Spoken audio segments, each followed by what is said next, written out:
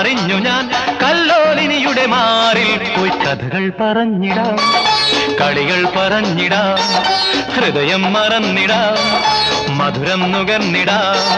ശശികല മെഴികളിൽ ഒളിയുമായി വിളിക്കുന്നു നീ.